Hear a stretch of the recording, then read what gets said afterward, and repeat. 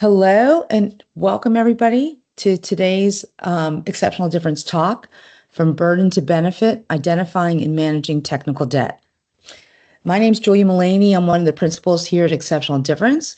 At Exceptional Difference, we focus on empowering the world's elite engineers, teams, leaders like you to have the knowledge, tools, mindset, and courage needed to excel in systems engineering. Exceptional difference, we believe that one person can change a team and one team can change an organization. And in fact, we know that's the only way that change happens. We're very fortunate to have with us today David Van Epps. Dave is the Chief Operating Officer at Exceptional Difference and is a highly accomplished leader in his field and is the epitome of strategic expertise and dedication. His career has been shaped by working with visionary leaders at prestigious companies like Xerox, Axiom, OnStar, and Ursa Space. One of the things that makes Exceptional Difference unique is we really try to focus on application.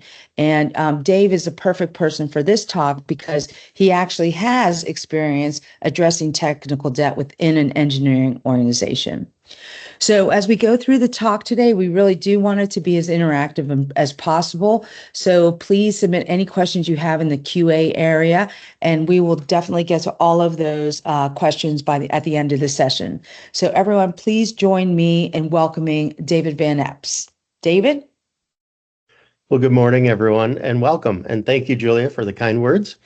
I'm going to start off with a little story because at one point in my career, quite a few years back, the president of the company called me up and said, "Hey, I need this critical feature. As you know, we're number one in the marketplace. We're trying to remain number one in the marketplace, and this will definitely be a game changer. It will keep us ahead. How quickly can you do it?" Well, I went back to my team, got the estimate. We worked through the estimate, and I came back to the president all proud of myself and excited. And I said, "Mr. President," I called him by his name. I didn't really say Mr. President, but I'm not going to tell you who he was. I'll protect the guilty. I said, "Mr. President, I'm excited to say that we're going to have this for you in 3 weeks. And if looks could have killed, I'd have died." The fire in his eyes pierced my soul, and I'm pretty sure he killed me in that instant. He was livid. And he said, "Weeks? I'm going to ask you this question again. And before you answer me this time, I want you to think long and hard. How long is it going to take to implement this feature?"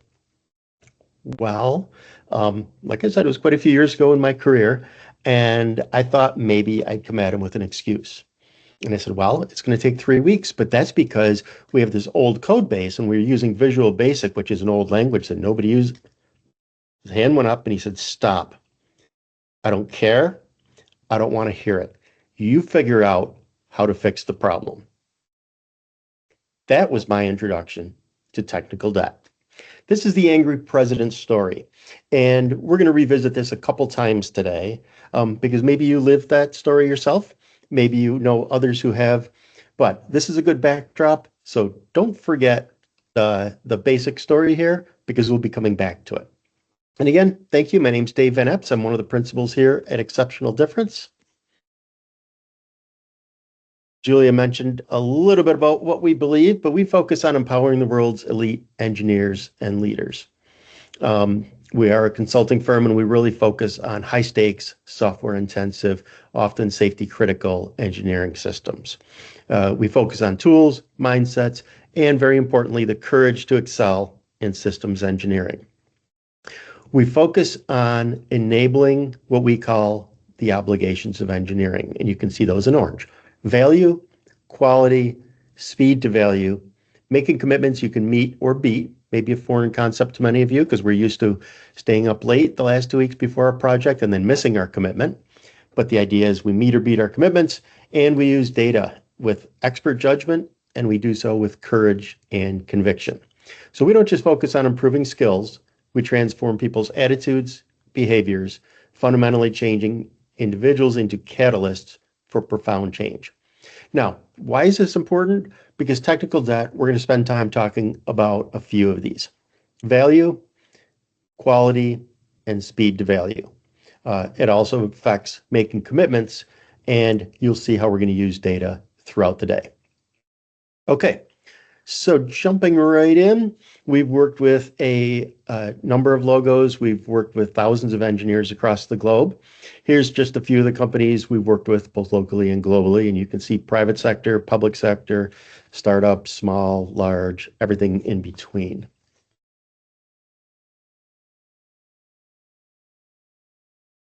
As for me, I've worked with some great companies. I've worked with some great people, some great clients. Just a few of them are listed here. If I listed my client list, it would be quite a few more. But some great companies, small, large, startup, commercial, nonprofit, Fortune 500, Fortune 1 at one time, and more. A lot of the people I've worked with are what I call amplifiers. And that's one of the things I want to emphasize today is the value of amplifiers. Amplifiers are exceptional leaders who make exceptional leaders. Now, it can be exceptional engineers making exceptional engineers. It can be exceptional parents making exceptional parents. Whatever it is you do in life, we want you to do so with such diligence, such integrity, and such excellence that everybody wants to emulate you. And when everyone wants to emulate you, they get better, and then they make people around them even better. So we'll come back to that a couple times today. But lastly, I've also learned that the best of the best tend to thrive because they have a North Star, a why, a purpose. So they do everything for a reason much greater than themselves. They have the tools and data to thrive, and they work in a culture of excellence. And when you do this, people can achieve the extraordinary. All right, so let's share some horror stories. We already started with a story. We're going to do another story because stories are a great way of illustrating technical debt where you don't have to get yelled at by the president of your company and you can learn the same lessons. So great stories. Not to mention, I personally love horror stories. My wife and I binge watch the entire month of September and October horror stories. Don't judge me. It's fun. Okay, in this horror story, we were called into this company that had a top selling product in the marketplace. 200 million a year in revenue. Number one, it looked like nothing could stop them. But you knew there'd be a but. Otherwise, there'd be no story.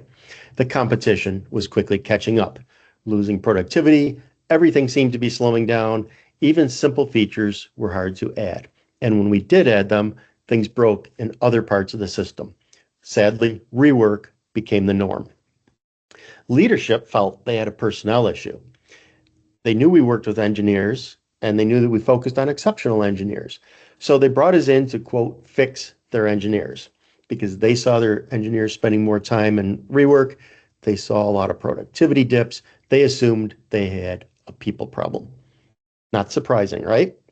So also not surprising is we met with the engineers. They were deflated. They were demoralized. Half of them were writing up their resumes, getting ready to get out of there. Frustration was high. There is obviously a big gap between the engineers and the leaders. Now, having seen technical debt many, many times before, we didn't take long to put our finger on the problem. They were falling behind. They knew it. Their dev tools were outdated. Work processes were inefficient, and their systems had become overly complex, much like spaghetti code. That was the status quo. Every change seemed to break something somewhere else in the system. An exceptional difference, we have a name for that. You want to know what the name is? Of course you do. It's called spooky motion in the distance. Isn't that appropriate for a horror story with this type of a graphic? I love that name. We'll use it again. And maybe you've experienced this. When you make a change somewhere, everything breaks throughout the system. It's kind of like that carnival game, Whack-A-Mole. You've played that, I'm sure, where you get the little mallet and all these little moles start popping up and you got to whack them down as quick as you can. That's what happens. The bugs are coming at you faster than you can handle. You don't know where they're coming from. You don't know why they're coming. You just know they're coming and they're really hard to get under control. So what they had was not a personnel problem at all. It was a technical debt problem.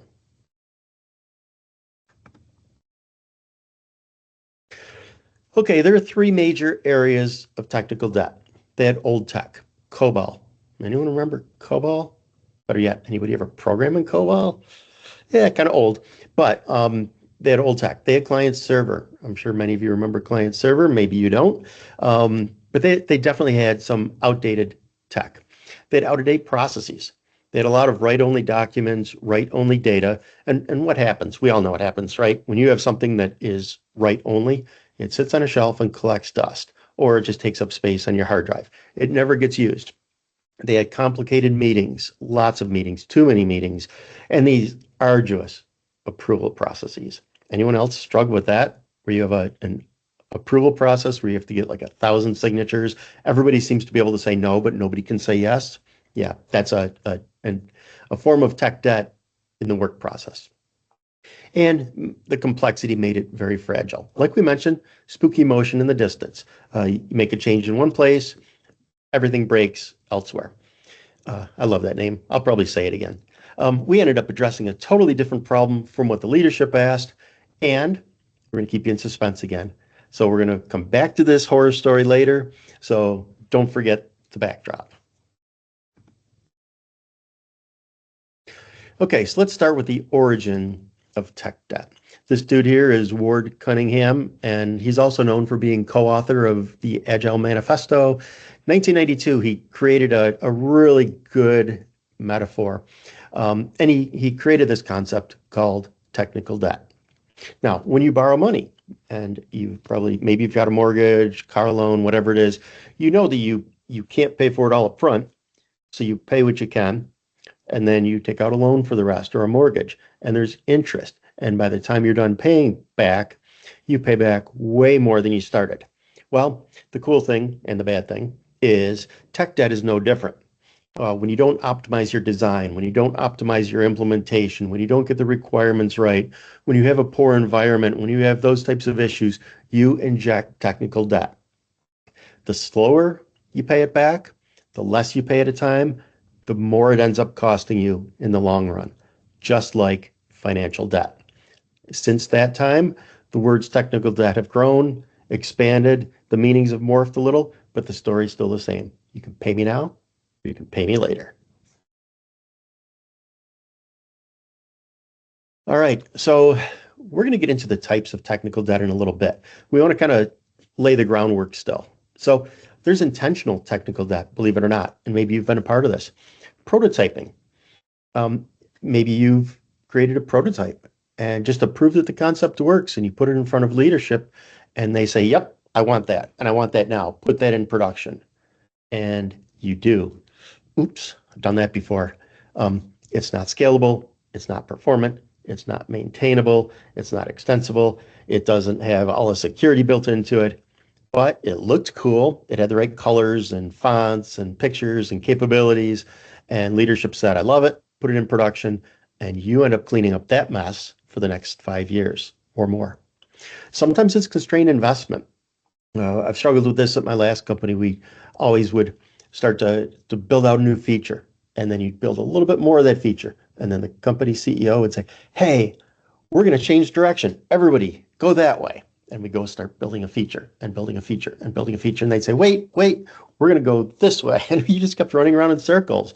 So sometimes you're doing little things at a time, but you're building onto the system and injecting debt. Sometimes it's limited functionality or limited scalability.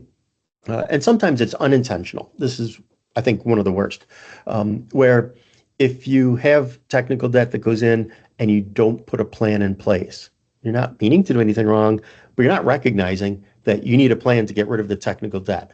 The prototype is a prime example. You can put the prototype into production and then wait till it falls apart. Or you can say, we're going to put the prototype into production, but in the next 8 releases, we are going to work on performance and scalability and maintainability, and we're going to document and all that good stuff. Failing to plan for obsolescence and failing to plan for workforce and technology changes. My very first job, fresh out of college, imagine this. I sit down with my mentor on the first day. I'm in a data center. We have mainframes using JCL, job control language. It's going to turn them back the hands of time a long ways. My, quote, mentor looked me in the eye and said, welcome to Company X, kid. He said, as long as you know JCL and you can work on a mainframe, he said, you got a job for life. You probably got a job for life in this building. And then he pensively thought, he said, well, unless you kill a fellow employee, but if you can program, I think they'd probably forgive that. Okay. Guess what happened 2 years later? This dude and about a third of the company, or a third of this data center, unemployed because the company decided we were going to kind of retire the mainframe slowly and move to this cool new object-oriented client-server technology. So failure to plan for obsolescence, failure to plan for workforce and technology changes. Tech debt can really be anything that impedes your progress. And we'll get into the types in just a few minutes. Okay, so what does technical debt feel like? And I think you're going to be able to relate to this because I'm guessing you've had the same dream I've had before. You ready? You wake up and you've just had this crazy dream where zombies were chasing you. And the zombies are running at full speed and you're running in slow motion. It feels like you're running through quicksand and the zombies are gaining on you. And we all know what zombies do when they catch you. They eat your brain if you're not a zombie aficionado. But the zombies are catching up, and just as they're about to kill you, and of course, eat your brain, you wake up and you're like, oh my gosh, I just had the worst dream. You won't believe it, but these zombies were chasing me, and it felt like I was running in slow motion. I was in quicksand. Anybody ever have that dream? Similar dream? Yeah, I think we all have. Well, you've dreamt about technical debt and you didn't even know it because that's what technical debt is. It feels like you're slogging through the mud, running through quicksand. You just can't go anywhere. And the zombies, your competition, is gaining on you very quickly. Innovation. Innovation and new features always give way to bug fixes. You want to work on innovation and new features. Your management wants you to work on innovation and new features. But guess what you end up doing? Bug fixes. You're afraid to change certain areas. Spooky motion at a distance. Okay, I'm done with that quote. I won't say it again today, but it's cool. It works. All right, cost of quality is increasing because what happens? You're playing whack-a-mole, you add time to testing. More bugs come up, you do more testing. More bugs come up, you do more testing, more testing, more testing. And all of a sudden you're spending all this time in cost of quality. The development rate slows down. Competition is moving faster and it's not fun anymore. Let me pause. It's not fun anymore. Does that resonate? I hope it does, because most of you, I know I sure did, got into this business because engineering's fun, right? I thought it'd be really cool. I wanted to get in and have fun and solve problems and build cool stuff and use tech to make a difference. That's fun. And quite frankly, engineering should be something that's fun. And too often it isn't. And tech debt is often to blame. And sometimes we just accept that as the status quo.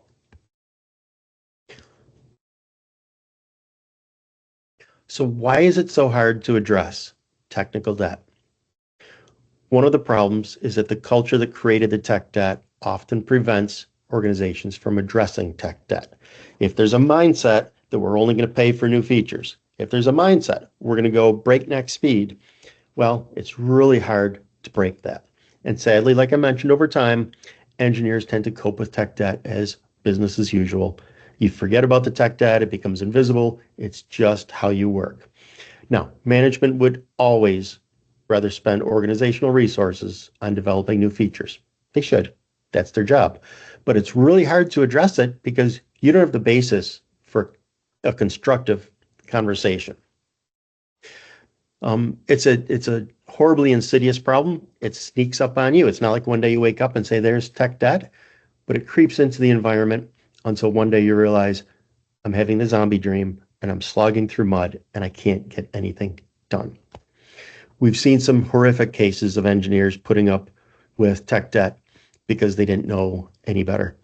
One form of tech debt is what we call environmental drag. An example of that is waste of time meetings. Has anybody here ever had a waste of time meeting besides everybody? I know.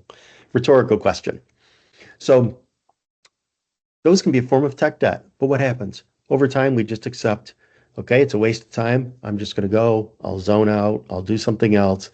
And you kind of roll with it, right? Same with absurd processes. Sometimes you have real weird, crappy processes that waste your time and effort, and you just deal with it. So culturally, let's go back to my story about the angry president. Remember that from the beginning. We had major cultural issues. He berated people into taking shortcuts and doing stupid stuff. Never realized he was mortgaging his business and creating this massive debt we would someday have to pay off. At one point, we sold our solution to a second client. Now, if you're a programmer, you're thinking, well, that's easy. You just configure the code for two clients. Oh, no. No, the fastest way to do it was to make a complete copy of the code base and do a global find and replace from client one to client two. Do you believe we actually did that? Yeah, it was one of those pressure moves. Nobody had the guts to stand up, and it happened. So we had two copies of the code base. But guess what? Now that I took the job, having two code bases was 100% absolutely positively my problem. I had to own it. I had to address it. We also had an outsourced development model. And in the course of 5 years, I think we counted up 12 different vendors had been in the code, same code. They were all making different changes. And I don't know if you've ever sat at the dinner table, looked into a bowl of spaghetti and wondered things like, how do these noodles all connect? Is it one noodle? Is it a million noodles? Maybe it's just me that thinks that way. But that's what this code looked like. You couldn't figure out where the code started, ended. It was a disaster. And guess what? I took the job. It was my problem. 100% absolutely positively my problem to own, my problem to fix. So this actually predates, no surprise, when I joined Exceptional Difference. I knew they could help me, so I called them. They helped me put my finger on the problem. And we did a few things. We mapped out the technical debt that was in the system. We estimated the cost of each piece of technical debt. We estimated the cost to remediate each major piece of technical debt. And we estimated what the world would look like after we remediated, how much faster we could go. So when I went back to my angry president, and I'll share that conversation in a few slides, I had data, a business case, and not just raw emotion and frustration, with a little bit of whining sprinkled in.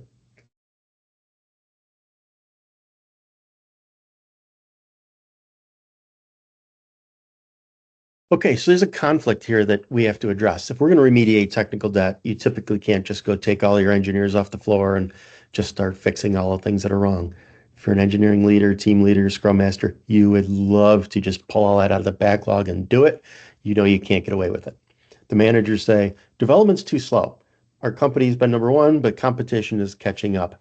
We don't have time to fix things that go fast or that work. And typically what they say is, go faster, go faster, go faster. And what do we as engineers tend to hear? Management just doesn't get it. Now, the engineers say things like I said in the earlier Angry President story, the legacy solution's a mess. We need modern tools. You can't have this feature or you can't have it quickly. We're trapped in technical debt. And what does the manager hear? Excuse, excuse, excuse, whine, whine, whine. Now, there's truth to both positions, but the managers can look at this and interpret it as a personnel problem. The engineers don't get it. They don't know what they're doing because they're not speaking the same language.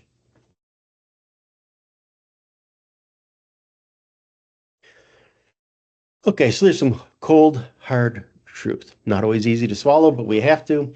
As a manager or engineer, when you find technical debt, you probably didn't create it yourself. You inherited it. And it's now your responsibility. Just like I said with the angry president, sure, they created two copies of a system. I had to own it. Sure, we had 12 different vendors in 5 years touching the same area of code and creating a big bowl of spaghetti. I inherited it. I owned it. My responsibility to fix it. So this is where you need to see reality, accept reality, and deal with reality. It's a mindset change. And most of the major engineering improvements we make along the way are not in the form of learning a new methodology, learning a new tool, learning a new add-on. They're mindset changes. They're mindset changes that say, I'm going to look at the situation and I'm going to accept the fact that this is a mess. But then I have to deal with it. So I'm going to come up with a plan.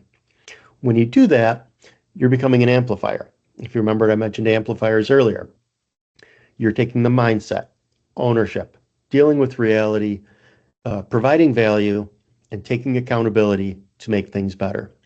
Those are the behaviors people notice. Your leadership will notice this. Your colleagues will notice this. When you take responsibility for providing value to your stakeholders, you become infinitely more valuable to your company. So part of today's talk isn't just about technical debt. It's also about using this information to make yourself more valuable to your company. Okay, I know I told you we'll get into the types of technical debt, and we will, I promise. But a lot of this stuff really has to do with how you handle it. It's not just about here's 7 types of tech debt, go home. So let's talk about control, influence, and concerns. And we'll use this from a Stephen Covey model that we adopted. Starting from the outside, you've got a circle of concern. You can't control this. Unfortunately, it consumes your energy and time. Lots of it, and not in a good way. Anybody see people who worry a lot about the upcoming election? Maybe everybody in the room. Can you really control it? All right, your vote matters. We'll go with that. But for the most part, we know our vote's not going to make that big a difference. So is it an area of concern? Yeah. Can you influence it? Maybe 1/1,000,000th. But for the most part, it's in your area of concern. So should it be consuming your time? Probably not. But do too many people waste their time trying to argue with others online about the election? Yeah. What about weather? We want to do something. Is the weather going to suck? You can't control it. Shouldn't worry about it. Shouldn't spend a lot of time. So, area of concern. Shouldn't be a big consumer. And when you spend a lot of time in this area, it grinds you down. In the very center is a circle of control. This is what you control, and you have complete ability to decide how to respond in this space. Maybe it's code that you wrote. Maybe it's decisions you made, processes that you're responsible for. In the example of a family, it can be your kids when they're little, right? When your kids are little, they're kind of in the circle of control, at least until they're 2. They do what you make them do or tell them to do or carry them and have them do. But when they get to be teenagers and somewhere in between, they kind of move out into the circle of influence where you can still influence them. And then eventually, hopefully you can always have some level of influence. I think you can. Okay, so the circle of influence is that middle ring, not the middle ring, but the second ring. Here's where you can influence and affect outcomes to achieve your goals. Okay, so you don't want to spend too much time in your circle of concern, but what you really want to do is harness the ability to influence, harness the ability to increase the size of the control and influence circle. So let's talk about how to do that. Okay, same model, but the influence and control is a lot bigger. Growing your circles of control typically happens through proactive responses. Okay, we're going to go from whining to winning. Remember my example? I was whining. I admit it. We're going to talk about proactive language, focusing on value, having the courage to speak the truth with data, and building conviction. So let's go back to the angry president story. I think this. No, I'll go back one more time, maybe. But angry president time. Angry president story. So what did I do the first time? You don't understand. We have a problem. We have technical debt. We have a lot of people in the code. It's old technology. It's Visual Basic. You made 2. What did I get? The hand. You're whining. And I was guilty. What would winning look like? What would winning look like in that conversation? Well, what if I led with value, presented data, and shared some options? Let's think about what that might have looked like. Mr. President, I've been losing a lot of sleep over this lately because I am so concerned about getting this feature out. We need to be number 1 in the marketplace, and nothing matters more than me than making sure that we can do that. Okay, value. However, we have a problem. There's a module that every time we touch takes 6 days to make a change. 6 days. And did you know that we touch that module on average 10 times a year? So we're losing 60 days a year to something that could be a lot faster. We've done some homework because, like I said, it's super important that we figure out how to go faster to keep our marketplace advantage.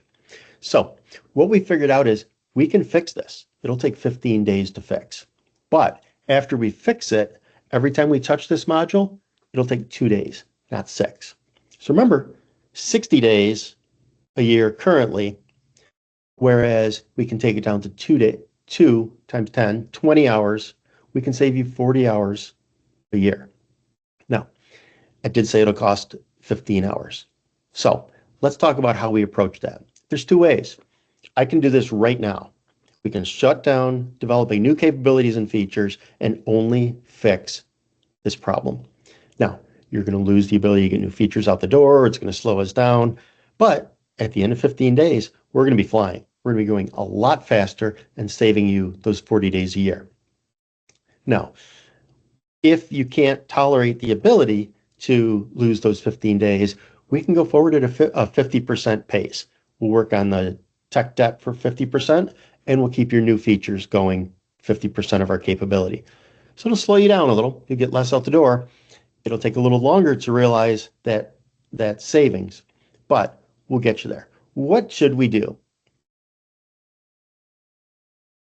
Okay, what just happened? In that conversation, we've demonstrated value, we've presented data, we've talked about options, we've given options, we've taken ownership of the situation, and most importantly, we've shown we know more, we care more, and we're going to do more about this problem than anybody else in the company. He virtually has nothing left with which to yell at you at that point, other than say, let's solution this together. Let's come up with a decision. So that's how you grow your circle of control and influence. It's all about value. It's about data. And again, this is how you become an amplifier. Okay, ta-da! I promised this 3 times so far. I said we'd get to it, and we're there. So what are the 7 different types of technical debt? Well, we modeled them into 7. I think there's a lot of different ways to do it. This is really to help you frame up how you understand tech debt in your environment. So, number 1 is a Gordian knot. This is really when everything looks like that big bowl of spaghetti. It's spaghetti code. Maybe you've had a lot of different developers. You've had a lot of, different people over time, different vendors. The code's been, maybe you've just had so many features and so many add-ons that the code doesn't look like what it should. Now, the original Gordian knot was a real rope knot. It was presented to Alexander the Great, and he took out his sword and cut it in half. Now, I wouldn't advise that any of you take a sword to your code repository. Sorry, my camera just went wonky on me. Okay, we're back. So don't go take a sword to your laptop. Don't go take a sword to your code repository. But that's the story of a Gordian knot. Number 2 is barnacleware. My last company was notorious for this because we would start working on something and then we change directions, and then we change directions, and we change directions, and we change directions a lot. And what ended up happening is we had all these added features that really weren't 100% valuable, but it just started weighing the system down. Number 3 is glut. This is when you just got too much crap in there. I worked for a marketing company a while back, and we had one table in our database called contact history. Marketing. So it was 30 years of history for over 1 million customers. Okay, 1 million customers, 30 years. Every time there was a contact between the company and the person. They walk into a dealership. They request information online. They call a call center. The call center telemarkets to them. The dealer sends them a mailer. It was an automotive. That's why there's dealers. Don't want you making any wrong assumptions here. It was a social, maybe a social post or a banner ad or an email, whatever it was. It was a lot of stuff. What we found out is that the marketers were only using 3 years worth of contact history. So every query that went through was searching 30 years, millions and millions and hundreds, maybe even billions. I should know the count, but I don't. Maybe even billions of records. And it was just slow. And these searches took forever. We ended up having to take that and taking the first 27 years, just pushing them off to an archive table so the data scientists could play around with it when they wanted. But for the operational system, we just trimmed it down. That's glut. Number 4 is environmental drag. And this is where you have meetings, processes, anything in the work environment that just slows you down. One place I worked had a process whereby every time a defect got into production, they added time to testing. We actually got to the point where I counted it. You couldn't write a single line of code and push it into production without 8 full weeks of testing. It could be a trivial piece of code. 8 full weeks of testing. It was horrible. The world moved on is number 5, and that's an example of the mainframe JCL example, right? The mainframe was here to stay. The mainframe's the way of the future, and that gave way quickly to client server and object-oriented and web services, cloud computing, AI. Guess what? It's going to continue. Number 6 is trapdoors. This is when you go in and something seems pretty simple, but there's something foundational that's missing, and all of a sudden something simple takes forever. Quick example. One company we had, it was that marketing company again. We had a lookup table where we had marketing piece numbers that we tracked. And at one point we had to change them. So our team said, yeah, that's easy. We can do that. Went in looking for the lookup table and found there's no lookup table. The part numbers were all hard coded in about 6 different modules. And the code that was looking for them was hard coded to look for these. It was like, oh my gosh, it was such a nightmare because it really should have been like an hour change and it took weeks. And guess what? Spooky motion at a distance. We broke everything when we tried to fix it. It was terrible. And lastly is skill debt. And this is when you need to up your skills.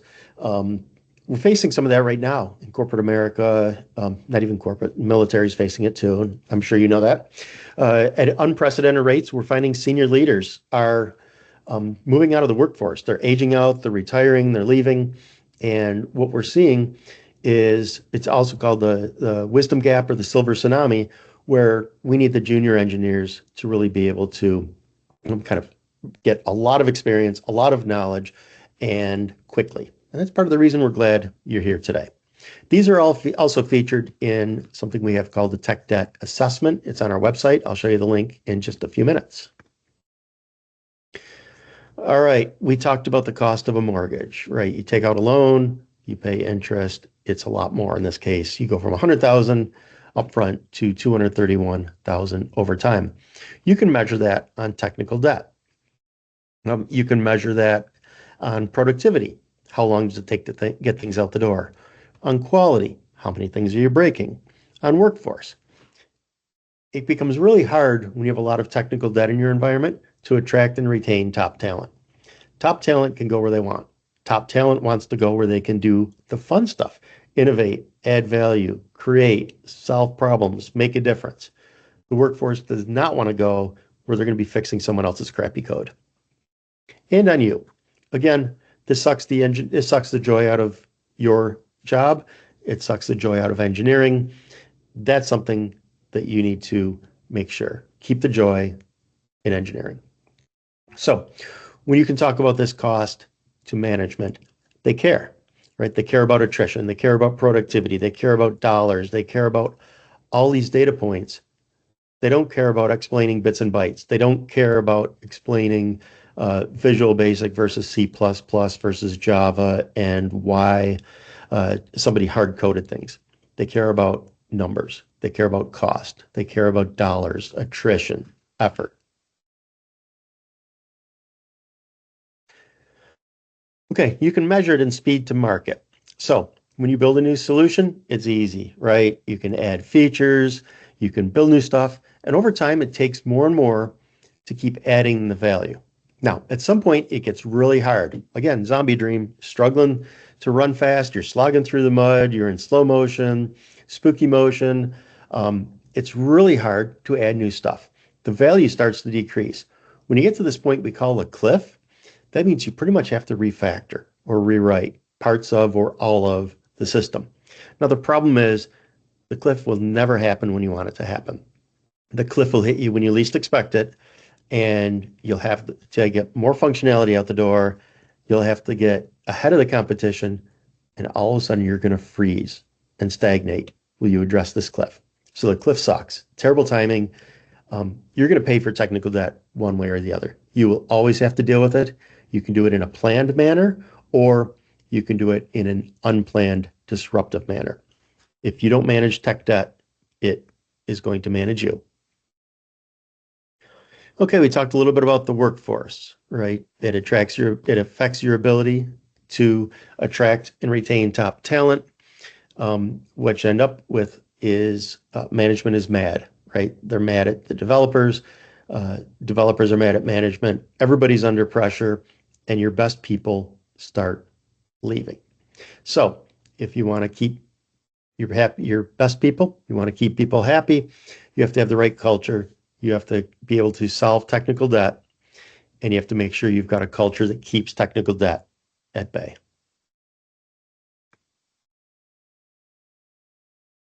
Okay, one of my favorite pictures.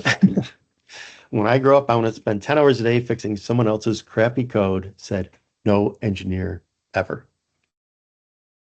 You remember what we said about joy and fun? It all comes back to this. Engineering should be fun. And I know some of you right now are like, yeah, it's kind of cool. I get to build some fun stuff and I enjoy it. I get to do some impactful stuff. And some of you may be saying, it sucks. It sucks. We're cleaning up messes. We're dealing with a bunch of crap. Every time we go to do something, we're just fixing bugs. That's something that if you own it, it's incumbent on you to fix it, even if you inherited it. And if you don't own it, you need to make sure that you can help put that into your sphere of influence.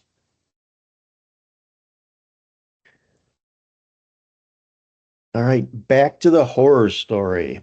So you remember we were called in to, quote, fix the engineers, and quickly discovered this is a tech debt issue. So the engineering team changed. They went from whining to winning by providing a business case, communicating value, presenting data, sharing an approach to solve technical debt. We helped them to demonstrate with data that fixing the tech debt would do the following: avoid the cliff, which is very important, hard to measure, but very important. Enable the dev teams to go 10x faster. If you were dozing off or doing email, listen to that one again. Enable the dev teams to go 10x faster, and enable the organization to attract and retain the talent that they need. So we put the business case in terms of what management could understand. The engineers saw reality, accepted reality, dealt with reality. Again, remember that mindset. Before you can deal with reality, you just got to look it square in the eye. You've got to get over your denial, get over your anger about the situation, and own it and agree you're going to do something about it. Take that accountability. They took accountability. They talked about it in things management cares about: value, data, cost, duration, attrition. Now, management had the information they needed to act. Again, if you want to add value to your company, give management the information they need to act. Too many people did what young Dave did. I wish I could still call myself young Dave, but they whine. They go in and say, here's the problem, and it's ugly, and it's messy, and it sucks, and we need to fix it. And management says, okay, go fix it, right? Versus when you go in with a business case, management will be very impressed and consider you infinitely more valuable when you're in a position to give them what they need to make decisions. All right. I feel like you knew this was coming, because otherwise we wouldn't have shared the story. But the company with the horror story was victorious. Shocker, surprise, woohoo. Hey, they replaced the technical debt parts of the system. It was a significant investment, but the results were amazing. Development teams going better than 10x faster. One feature they had to implement in the old system was 6 months. In the new system, it was 2 weeks. Very impressive results simply by cleaning this up and getting rid of tech debt. They were starting new product lines, innovating, attracting and retaining top talent, and engineers were having a lot more fun. In a nutshell, they crushed technical debt. They made a huge difference.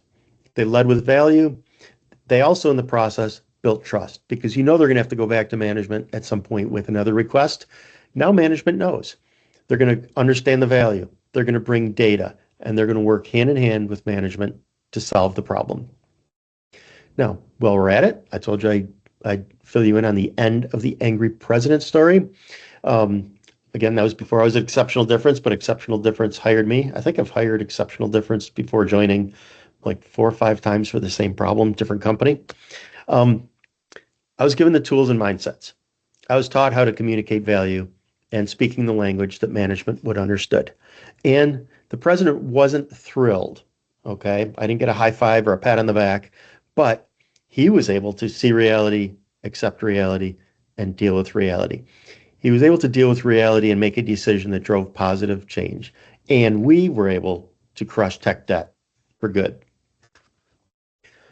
So management wanted us to fix these engineers. After we were done, what did they say? I now have more highly talented people on the team, and I didn't have to hire anyone. They were already there. We just unleashed the people that are already there. Software engineers find it easier, faster, and more fun. Play that one back again. These are executives saying their engineers are having more fun. Obviously, that resonated with this leadership team. It's so much easier to recruit new engineers to the team. And customers found our new system far better and are telling others. Again, huge value. So you can't fix technical debt without effort and cost. You need to build management sponsorship. And again, I take you back to those circles of influence, circle of control, because here's where they come in. You've got to be able to use those positive language, proactive language, expand your circle of control, expand your circle of influence, and spend less time in that outer ring called the circle of concern, where you can't impact it.